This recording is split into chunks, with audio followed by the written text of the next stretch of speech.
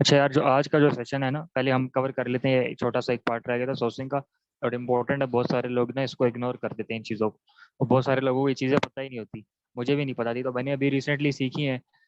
तो मैंने कहा मैं आप लोगों के साथ भी शेयर कर दूं, और सबके साथ भी शेयर कर दूं, यूट्यूब पे भी डाल देंगे ताकि सबको पता चल जाए जो इंपॉर्टेंट इंपॉर्टेंट चीज़ें हैं ना, ये सोर्सिंग में बहुत सारे लोग मिस कर देते हैं। तो इसको हम देखते हैं इसमें क्या क्या चीज़ें आ जाती हैं। ये टिपिकल चीज़ें वो नहीं है जो आप, वो जो टिपिकल चीज़ें होती है ना हमारी, क्या कहते हैं उसको, हमारा अपना सप्लायर से बात करना, फेड फॉरवर्डर से। अब वो चीज़ें तो होगी हमारी। अब उसके अंदर आगे आगे क्या प्रोसेस है, इन्वेंट्री पहुंचने तक क्या क्या चीज़ें देखनी होती हैं, क्या शिपिंग होती है, वो सारी चीज़ें, सारे फैक्टर्स क्या होते हैं, बहुत इंपॉर्टेंट जो रोल प्ले करते हैं, और जो आपका बहुत सा आपका प्रॉफिट मार्जिन पूरा खराब कर सकते हैं, पूरी लॉन्च खराब कर सकते हैं, जो फैक्टर्स जिनको हम नज़रअंदाज कर देते हैं उनको हम अभी कवर करते हैं। ठीक है।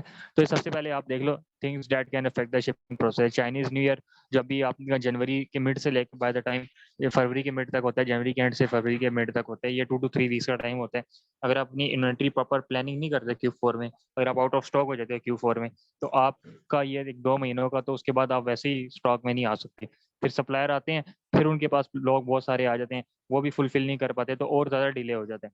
तो इसको भी आपने मद्देनजर रखना होता है, अपनी इन्वेंट्री को इस हिसाब से इन्वेंट्री मैनेजमेंट करनी होती है। उसके बाद फ्यूल कॉस्ट। अब अगर आजकल की बात की जाए ना, तो आजकल ये है कि फ्यूल कॉस्ट बहुत हाई हुई है, चाइना में भी और इस तरह भी।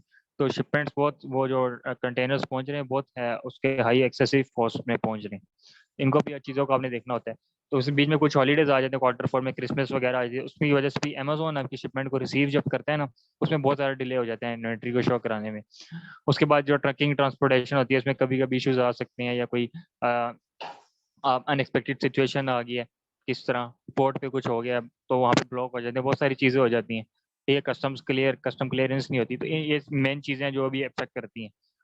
उसके बाद हम देख लेते हैं एयर शिपमेंट। एयर शिपमेंट की क्या क्या चीज़ होती है, अब इसमें एक वार्निंग लिखी हुई है, वो आप पढ़ लें, वॉल्यूम मैटर्स। ठीक है।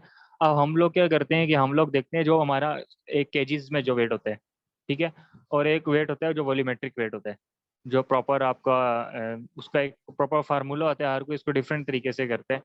तो वो डिफरेंट होता है, जो आर्म वेट से है ना, वो डिफरेंट होता है, वॉल्यूमेट्रिक वेट होता है।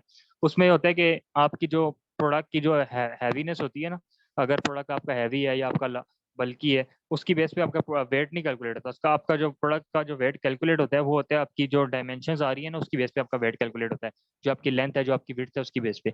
तो जब भी आपने सप्लायर से वेट लेना है ना, हमेशा अपने वॉल्यूमेट्रिक वेट लें ताकि वो कंफर्म हो। बाजू का खराब हो जाने। ये माइक अनम्यूट करो यार, माइक म्यूट करो किसका।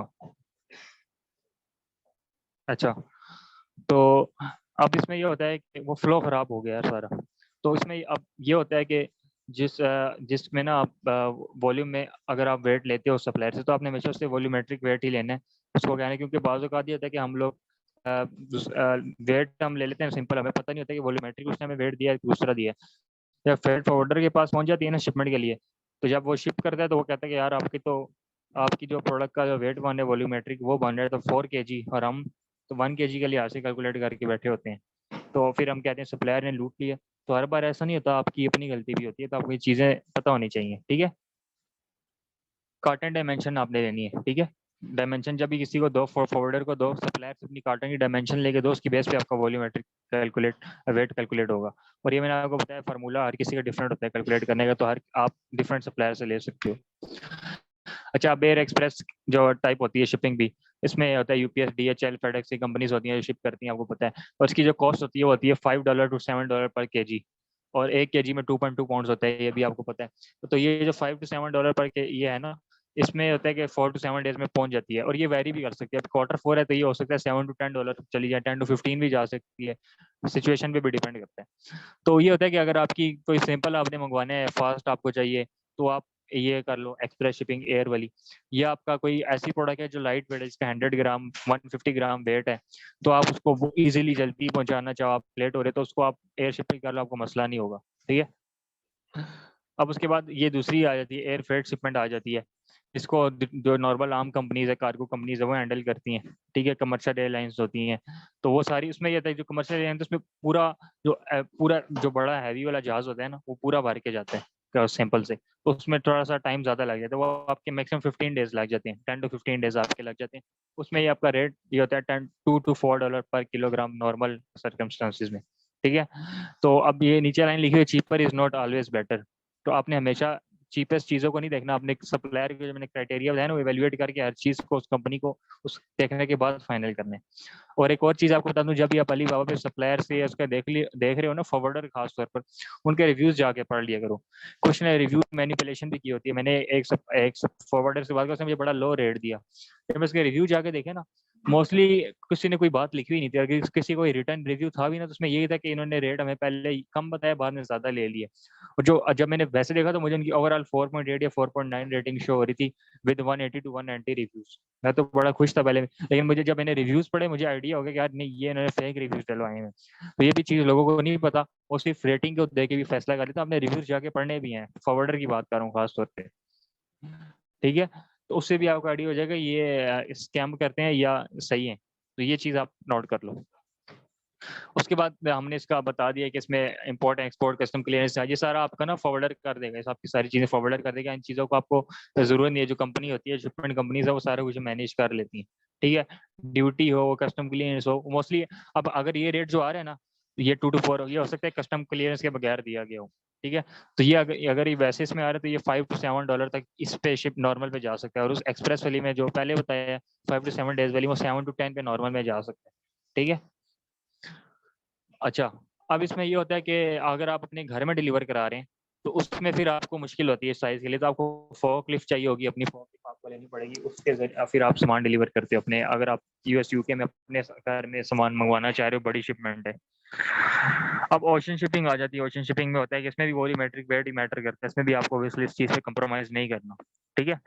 अब इसमें आपकी थोड़ी कॉस्ट ऑब्वियसली कम हो जाती है, और 30 to 40 डेज़ का टाइम होता है नॉर्मल। अब इसमें 2 किस्म की आ जाती हैं। एक होती है लेस देन कंटेनर लोड। उसमें क्या होता है कि उसमें मुख्तलिफ सेलर्स होते हैं ना, आप छोटी-छोटी पैलेट्स में, मिसाल के तौर पर आपके 200 यूनिट है, 300 यूनिट है, 500 यूनिट है, तो वो आपके 2 से 3 या आपके 10 कंटेनर्स बन रहे हैं, 10 बॉक्सेस बन रहे हैं बड़े कार्टन्स। तो वो आपका वो 10 आपके कार्टन के लिए पूरा एक कंटेनर तो नहीं जाएगा ना, उसमें बहुत सारे लोगों के भी होंगे, वो सारा मिक्स होके आपकी उसके अंदर आपकी इन्वेंटरी आप उनके साथ जाएगी, ठीक है। तो उसमें ये होता है कि आपकी प्रोडक्ट को थोड़ा डैमेजेस आ सकते हैं अक्सर लोगों की इस वजह से, क्योंकि आप कोई प्रोडक्ट आपके साथ जा रही है, ठीक है, किसी और सेलर की है, आपको नहीं पता अभी कंटेनर में सिर्फ किस किस की है। अब कोई ऐसी प्रोडक्ट है जिसमें कोई लिक्विड मटेरियल है या ऑयल मटेरियल है, वो लीक कर है, वो आपकी कार्टन पे लगे, आपकी प्रोडक्ट इफेक्ट हो जाए उससे, या किसी के बॉक्सेस डैमेज है, उसकी कोई एज निकली है, वो आपके बॉक्सेस को डैमेज कर दे, या किसी सेलर का वो है कि उसका पेपर वर्क सही नहीं है, उसकी वजह से आपकी प्रोडक्ट कस्टम में फंस जाए, आपका जो आपका कंटेनर है वो कस्टम में फंस जाए, तो ये चीज़ें बड़ी इफेक्ट करती हैं। तो ये भी लोगों को नहीं पता होती, तो इन चीज़ों को भी आपने देखना है।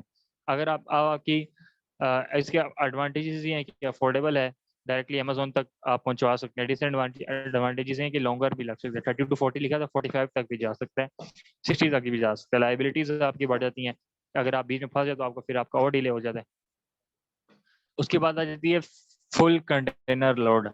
इसमें क्या होता है कि इसमें जो एक लिमिट होती है ना कि आप कितना एक कंटेनर में डाल सकते हो, मैक्सिमम होता है 63 क्यूबिक मीटर, ठीक है। अब आप अगर आपकी इन्वेंट्री ज़्यादा है, 5,000 4,000 यूनिट, तो आप पूरा फुल कंटेनर लोड ये वाली आपको सर्विसेज मिलेगी, ठीक है। अब इसमें भी है कि आपने बहुत ज़्यादा इसको भी ओवरलोड नहीं करते हैं, अगर आपकी नहीं पूरी आ रहे कंटेनर्स के जो रिकमेंडेड है उससे ऊपर जा रही है, तो फिर आपको दूसरी तरह भेजना पड़ेगा, बाकी जो आपको बच गए, या सेकंड शिपमेंट में भेजो, आपको ज़रूरत नहीं है बहुत ज़्यादा। तो इसमें ये होता है कि आपका वेट लिमिट अगर वो एक्सीड हो जाए, तो वो भी फिर आपकी वो रोक सकती है, फंस सकती है कस्टम में। दूसरा ये है कि आपके ये है कि आप जब अपनी प्रोडक्ट्स कंटेनर में लोड करो ना, तो उसको इस तरतीब से रखे कोई बहुत ज़्यादा सारे कार्टन एक दूसरे के ऊपर ना आए, ठीक है। सारे कार्टन एक दूसरे के ऊपर नहीं आने चाहिए। आप जब सप्लायर को कहो, उसको आप इस तरह लोड करनी है, मुझे पिक्चर दिखाओ, मुझे वीडियो दिखाओ, इस तरह लोड कर रहे हो। सारी कार्टन जब एक दूसरे के ऊपर आएगा, जो नीचे वाले हैं वो सारे डैमेज हो जाएंगे, फिर आपकी प्रोडक्ट भी अगर कोई ऐसी खास तौर पर गिलास वाली इस तरह की प्रोडक्ट है, वो डैमेज हो जाएंगी। तो आपने इसको दूसरे तरीके से रखना है, विड्थ में रखना है, लेंथ में नहीं रखना, ठीक है। विड्थ में लोड करना है, ये 2-2 3 दिन एक दूसरे के ऊपर आ जाए, लेकिन सारे एक प्लेन जो एक बिल्डिंग ना बन जाए, ठीक है। ये भी डोर टू डोर होती है।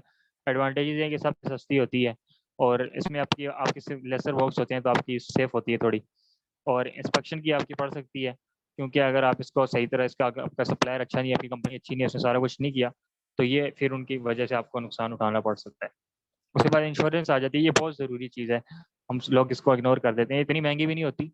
चाइना में आपको अमेजोन, अलीबाबा भी आपको कुछ लोग सर्विसेज दे रहे हैं, कुछ पाकिस्तान में भी सर्विसेज दे रहे हैं, कुछ पाकिस्तानी कंपनीज हैं वो सर्विसेज दे रही है इंश्योरेंस की। $30, $50, $80 कितने डिपेंड करते हैं इन्वेंट्री का साइज कितना है। तो उसमें ये होता है कि अगर आपकी इन्वेंट्री डैमेज हो जाती है, कोई मसला आ जाता है, तो वो उसमें आप काफ़ी अपना रिकवर कर सकते हो। जो आपकी इन्वेस्टमेंट है काफ़ी रिकवर हो जाती है। कोई वाटर डैमेज हो जाता है, कोई सी में फंस जाती है, कोई एक्सीडेंट हो जाता है, मेल्टिंग पॉइंट्स हो जाते हैं, फायर पकड़ लेती है, अगर आपने इंश्योरेंस कराई है अपनी इन्वेंट्री की, तो वो आपका रिकवर हो जाता है चीज़। ठीक है, तो ये भी इंपॉर्टेंट है। शिपिंग टू अमेजोन, इसकी कुछ चीज़ें हैं वो हम देख लेते हैं। आप शिपिंग, आपके पास दो तरीके हैं, या तो आप अमेजोन को डायरेक्टली शिप कर दो या थर्ड पार्टी को शिप कर दो। ठीक है, अब ये है कि अमेजोन स्टोरेज फीस भी चार्ज करता है, और अगर आपकी प्रोडक्ट आपने बहुत ज़्यादा क्वांटिटी में भेज दी और आपकी सेल नहीं हो रही, तो आपको स्टोरेज फीस फिर भी चार्ज होती रहेगी। तो आपको आपको वो एक्स्ट्रा एक्सपेंस पड़ेंगे। तो आपको अगर लग रहा है कि यार मैं इन्वेंट्री नहीं निकल सकती, इतनी ज़्यादा यूनिट सेल वेलोसिटी इतनी नहीं आएगी, तो आप एक थर्ड पार्टी जो 3PL वेयर हाउस होते हैं स्टोरेज, उनकी स्टोरेज सर्विसेज ले रहे हो, वहाँ भी अपनी इन्वेंट्री भिजवाओ पहले। ठीक है, और फिर वहाँ से आप फिर अमेजोन के वेयर हाउस में भिजवाओ। इसी तरह अगर Q4 की बात करें, अगर अभी की बात करें, अभी भी आप डायरेक्ट अमेजोन में इन्वेंट्री ना भिजवाओ, पहले आप भिजवाओ 3PL में।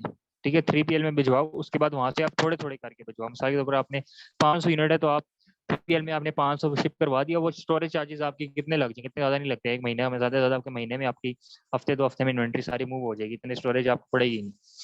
वहां से आप 50 करके या 100 करके यूनिट्स भिजवाना शुरू करो, उनको कोई पहले 50 का शिपमेंट प्लान बनाओ, अमेजोन के वेयरहाउस में भिजवा दें। अब क्या होगा, Q4 होगा ना, आपकी आपकी इन्वेंट्री ज्यादा होगी, तो अमेजोन बहुत बहुत ज्यादा डिले कर देगा, 4 to 6 वीक लग सकते हैं।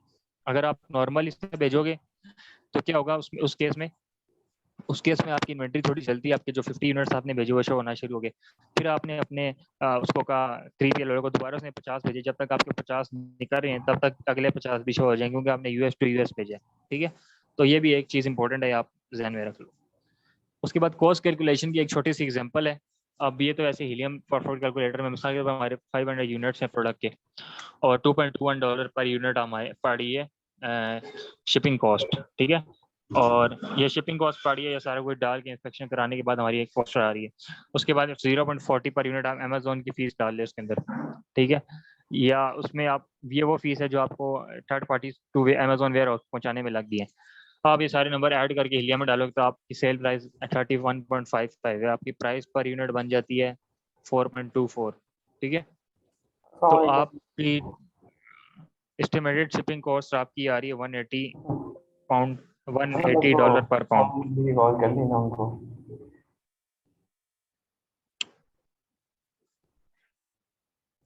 यार ये माइक म्यूट करो यार।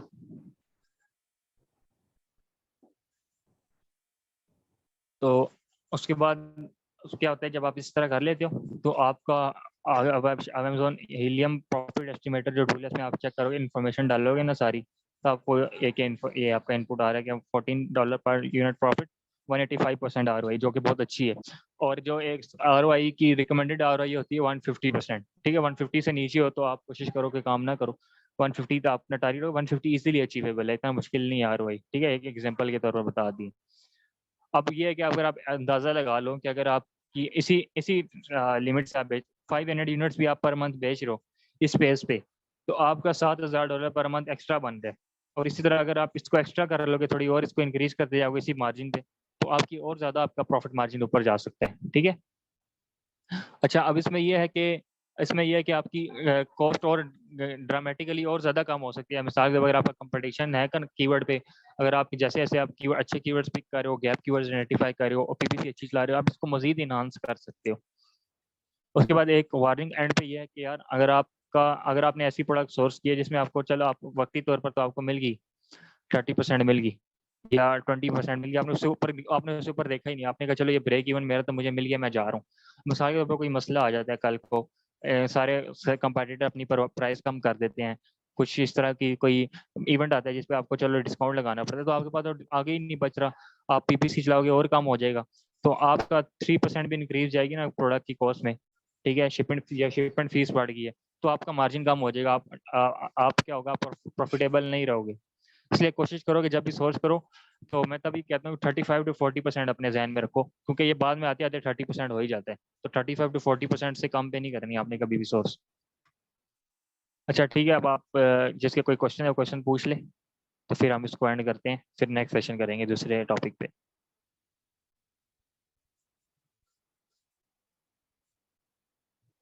क्लियर है सबको?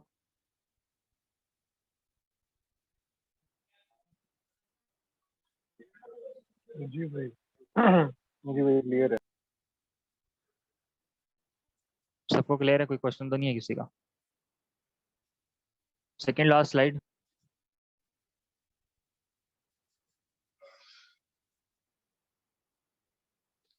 सेकेंड लास्ट स्लाइड में ये मैंने बताया कि यार जब आप एक अपनी सोर्सिंग कर रहे हो ना, तो आपने 30% ब्रेक इवन पे कभी भी सोर्स नहीं करनी। 35 to 40% आपने अपने जहन में मार्जिन रखना है, क्योंकि अगर कल को कोई